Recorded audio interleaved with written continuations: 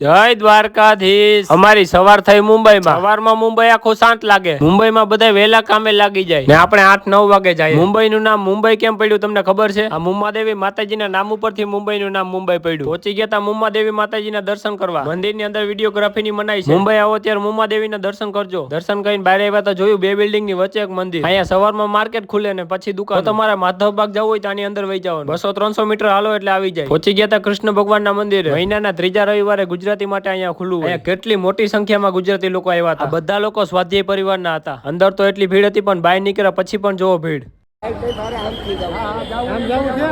પછી પહોંચી ગયા CST। અહીંથી જવાનું તું થાને। થાને જઈને બેહી ગયા બસમાં। પછી લીધી ટિકિટ। અહીંથી રોડ તો જોવો એકદમ વળાંક વાળો। મુંબઈની બસમાં હું પહેલી વાર બેઠો છું। આ બોટમાં 4 ને પણ લઈને જાય ઓલી સાઈડ। મુંબઈના રસ્તા તો બહુ જ ખરાબ હતા। બસમાં આવું તો એક નજારો બહુ મસ્ત જોવા મળે। બસમાં આકાર નથી હું ન આવું, ટ્રાફિક જામ થઈ ગયું। મોટા ભાગના લોકો ટ્રેનમાં જ સફર કરે। હાલો મહિલા બીજા મિનિટ વ્લોગમાં।